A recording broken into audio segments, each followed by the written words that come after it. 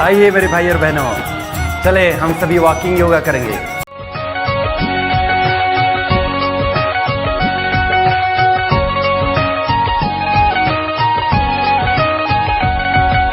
नक्श कदम पर चल बाबा के, बाबा जैसा बनना है। नक्श कदम पर चल बाबा के, बाबा जैसा बनना है। बनकर होली हंस हमें भी गुड़ मोती ही चुगना है।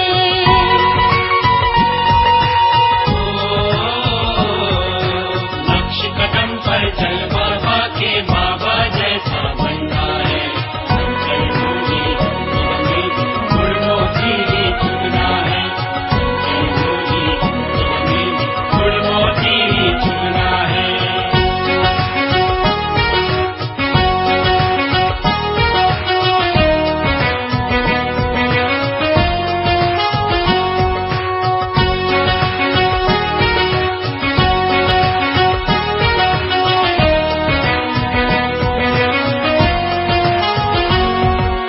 दया का सागर, क्षमा का सागर जैसे मेरा बाबा है।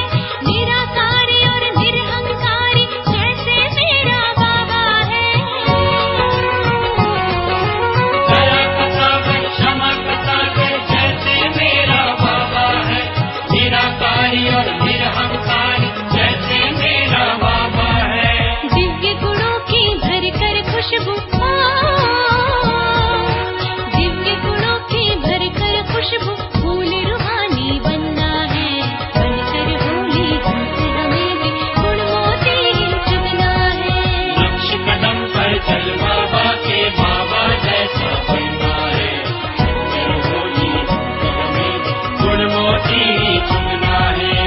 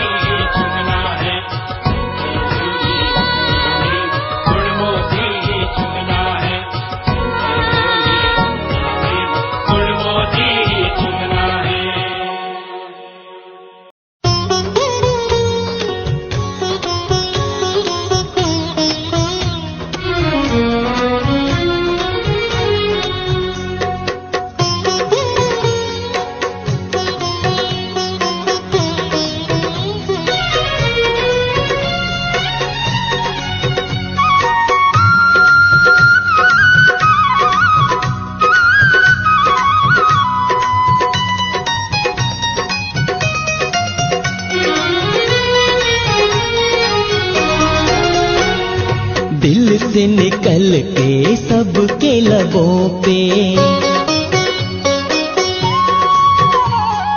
दिल से निकल के सबके लबों पे एक यही स्वर छा गया, मेरा बाबा आ गया, मेरा बाबा आ गया।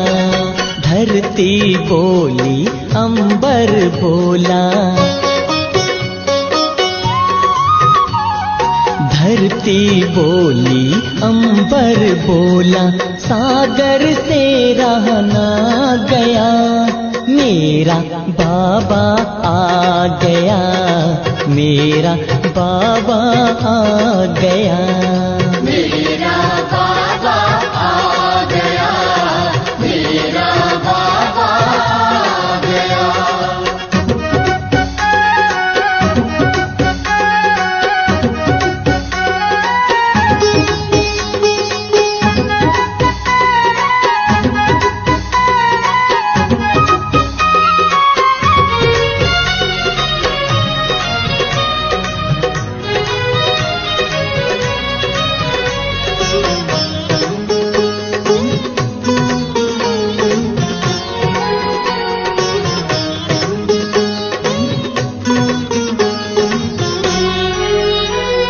सबने पुकारा यही यही, नभ में निहारा यही यही, सबने पुकारा यही यही, नभ में निहारा यही यही, दिल का सहारा यही यही, अखियों का तारा यही यही, सबसे न्यारा सबसे प्यारा, सबसे न्यारा सबसे प्यारा, मीत ये मन को भा गया, मेरा बाबा आ गया, मेरा बाबा आ गया। मेरा बाबा आ गया, मेरा बाबा आ गया।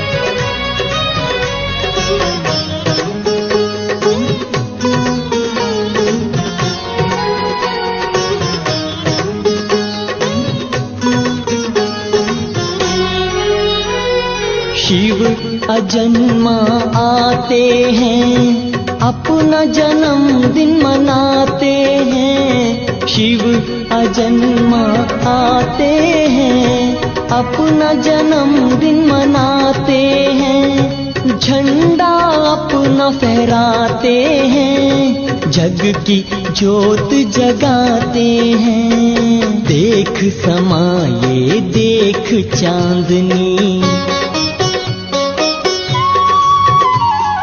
देख समाये देख चांदनी, चांद भी है शर्मा गया, मेरा बाबा आ गया, मेरा बाबा आ गया।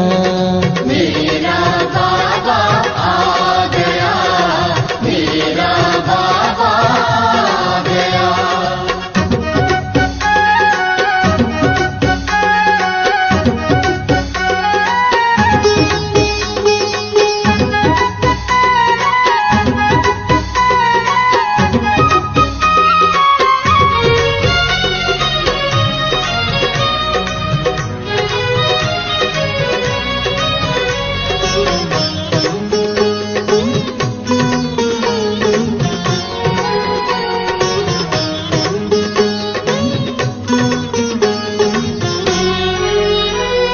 प्रभु की पड़ी परछाइयाँ, गूंज उठी शहनाइयाँ, प्रभु की पड़ी परछाइयाँ, गूंज उठी शहनाइयाँ, खुशियों की अमराइयाँ, बजने लगी हैं बधाइयाँ।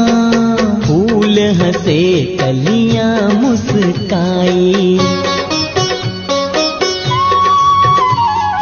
फूल हंसे कलियाँ मुस्काई। रंग अजब बिखरा गया, मेरा बाबा आ गया, मेरा बाबा आ गया। मेरा बाबा आ गया, मेरा बाबा आ गया। मेरा बाबा आ गया, मेरा बाबा आ गया। मेरा बाबा आ गया, मेरा बाबा आ गया। मेरा बाबा आ गया, मेरा बाबा आ गया। मेरा बाबा आ गया, मेरा बाबा आ गया।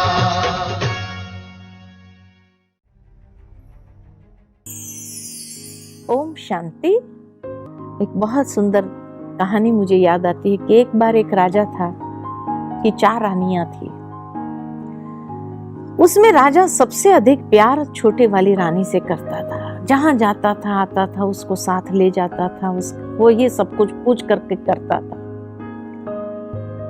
जो उससे थोड़ी बड़ी पहले की रानी, 3 नंबर की रानी थी, 3 नंबर की रानी को कभी कभार कहीं आना जाना होता था तो कभी कभार उसको भी ले जाता था। दूसरी रानी को ज्यादातर घर में ही रहने के लिए कहा जाता था और उसको ज्यादा बाहर नहीं, या कभी कोई मित्र संबंधी के यहाँ जाना होता था, कहीं आवश्यक कार्य होता था तो वहां तक जाने देता था। और जो पहली रानी था उससे तो नफरत ही करता था, से कभी बातचीत नहीं करता था, उसका हालचाल नहीं पूछता था, कुछ नहीं। इस तरह ये 4 रानियां थी। अब एक दिन जो है वो राजा की अंतिम स्थिति आ गई। अंतिम स्थिति आई तो उसने अपनी सबसे प्रिय रानी को बुलाया और कहा कि देखो मेरा जाने का वक्त आ गया है और तू मेरी सबसे प्रिय रानी रही है, हमेशा मैं तेरे को सब जगह साथ ले चला हूं, अब तू भी मेरे साथ आगे की यात्रा पर चलो, सती हो जाना मेरे पीछे। तो चौथी रानी ने कहा ये मैं नहीं करूंगी, और उसने उसी समय उसने कहा मैं तो चली, अब आगे की यात्रा तुम्हें अकेले को करनी होगी, मैं तेरा साथ नहीं दे सकती हूं। फिर उसने तीसरी रानी को बुला करके पूछा तुम चलोगी मेरे साथ? तो कहा देखो मैं आपके लिए सारा बंदोबस्त कर दूंगी, जाने के लिए सारा आपका अंतिम क्रिया हो जाए तो वहां तक की सारी तैयारी कर दूंगी, आगे जाने के लिए मैं तैयार नहीं हूं, आगे तो आपको अकेले ही जाना पड़ेगा। उसने अपनी दूसरी रानी को बुलाया और पूछा कि तुम चलोगी मेरे साथ? तो उसने कहा मैं स्मशान तक चलूंगी, आगे जाना तुम्हारा काम। बड़ा उदास हो गया कि मैंने इतना प्यार दिया इन तीनों को, फिर भी वो मेरे साथ चलने के लिए तैयार नहीं है। क्या ऐसा कोई नहीं जो मेरे साथ चलने के लिए तैयार हो? तो पहली रानी ने कहा मैं हूं ना, मैं चलूंगी आपके साथ। तो उसने कहा मैंने तो जिंदगी भर तुमसे नफरत किया, तुम्हारा कभी हालचाल भी पूछा नहीं, और फिर भी तुम चलने के लिए तैयार है? उसने कहा हाँ चलूंगी। ठीक इसी तरह हर मनुष्य के जीवन में भी ये 4 साथी होते हैं। आत्मा का सबसे पहला साथी है, पहली रानी है अपने कर्म, जिस कर्म के प्रति हम कभी ध्यान नहीं देते हैं। दूसरी हमारे साथी है हमारे मित्र संबंधी,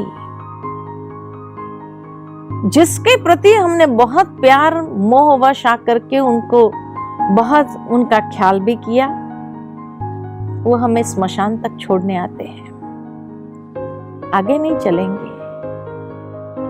तीसरी साथी हमारे हैं हमारे धन मिल्कत, जो है सारे, ये धन मिलकत हमें सजाने में, हमारी सारे अस्थियां स्मशान में जाने के लिए जो लकड़े आदि चाहिएगा उसको खरीद करके इकट्ठा कर देंगे।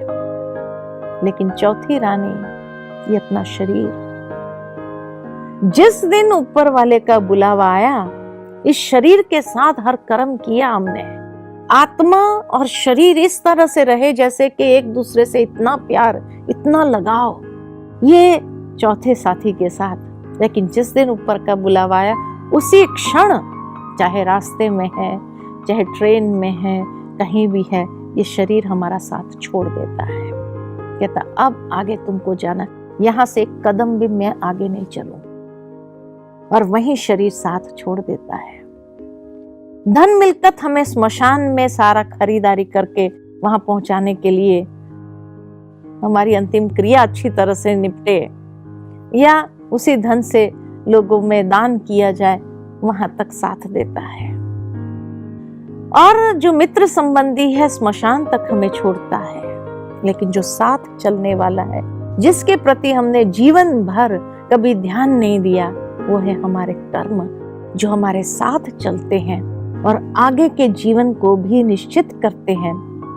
इसीलिए उस पहली रानी जो वफादार है, उसके प्रति जागृत रहना बहुत जरूरी है। और हमेशा हमें अच्छे कर्म करना चाहिए, क्योंकि वही साथ चलने वाली, ये देह तो एक घड़ी भी, उसके बाद एक कदम भी आगे चलने के लिए तैयार नहीं होगा।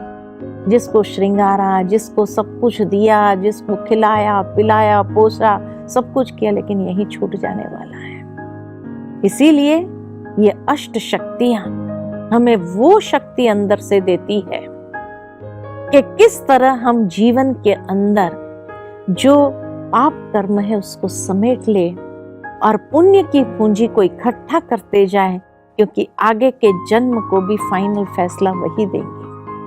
छोटी मोटी बातें जीवन के अंदर आती जाती रहती है, लेकिन उसको बिंदी लगा दे, फुल स्टॉप, उसका डिस्कशन न करे, ज्यादा उसके वर्णन में भी न जाए, नहीं तो कहीं कलह क्लेश हो जाता है फैमिली में भी। इसीलिए बातों को समेटना आना चाहिए, फुल स्टॉप लगाना आना चाहिए, और जो साथ आगे चलने वाला है, जो हमारी व्यवहारिक कुशलता को बढ़ाता है, जो ऊपर तक हमें साथ देता है, आगे की लाइफ में भी जो साथ, उसके प्रति हमें जागृत होकर के उसके प्रति ध्यान देना बहुत आवश्यक। तो इसीलिए ये अष्ट शक्तियां, सहन शक्ति, समाने की शक्ति, परख शक्ति, निर्णय शक्ति, सामना करने की शक्ति, सहयोग की शक्ति, विस्तार को संकीर्ण करने की शक्ति और समेटने की शक्ति, ये अष्ट शक्तियां, ये आध्यात्मिक शक्तियां हैं। और उसको जितना हम जीवन के अंदर विकसित करते जाएंगे, उतना जीवन बहुत सुंदर क्वालिटी का हो जाएगा और जीवन में हर कदम में सफलता का अनुभव करेंगे। ओम शांति।